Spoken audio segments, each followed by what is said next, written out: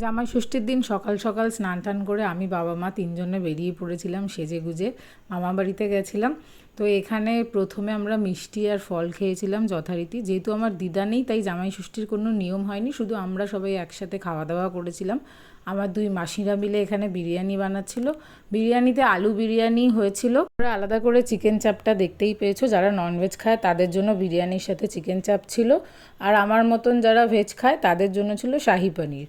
তো এই দিন অসাধারণ একটা বিরিয়ানি রান্না হয়েছিল আর প্রচণ্ড ভালো খেয়েছি। এরপরে কী কী খেলাম শেয়ার করে দেবো। রায়তাও হয়েছিল, এটা আমার ভাই বানিয়েছে, মামি আর ভাই দুজনে মিলে বানিয়েছে। আর দেখো আমি দুটো আলু নিয়েছি লিটারেলি, কারণ হোমমেড বিরিয়ানি বাট ভীষণ টেস্টি হয়েছিল, পনিরটাও ভালো ছিল, বাট রায়তার সাথে বিরিয়ানিটা জাস্ট জমে গেছিলো। সাইড ডিশ কিছু প্রয়োজনই হচ্ছিল না।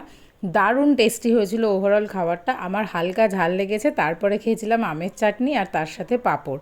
চাটনিটাও আমার টেস্ট অনুযায়ী দারুণ ছিল। লাস্টে দই মিষ্টি দিয়ে খাবারটা কমপ্লিট করেছিলাম।